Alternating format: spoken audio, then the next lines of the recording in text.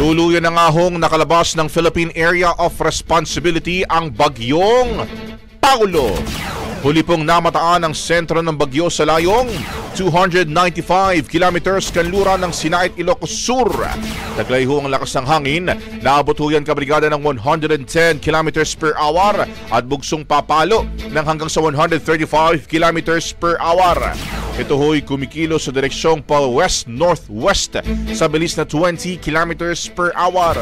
Nananatili pa namang malawak pa rin ang sirkulasyon nito na may malalakas pong hanggang storm force na mga hangin na umaabot po hanggang sa 430 kilometers per hour mula sa gitna. Ayon sa Pag-asa, patuloy na lalayo ang bagyo papuntang southern China at posible maging typhoon mulit bago po o habang nasa West Philippine Sea. Bagamat nakalabas na nga ho ng PAR, meron pa rin hong ilang mga lugar na nasa ilalim nga po ng signal number 1 sa ilang bahagi ng Luzon.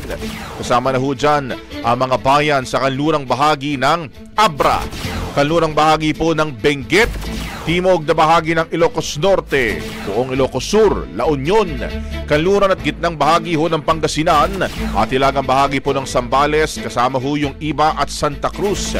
Samantala, ito pong outer rain bands ng Paulo ay magdadala rin ng malalakas hanggang sa gale force na bugso na hangin hanggang sa Batanes, Babuyan Islands, hilagang bahagi po ng Cagayan, mainland Cagayan, Apayao, Zambales at Bataan kahit wala na ho nakataas sa signal numbers sa mga naturang lugar.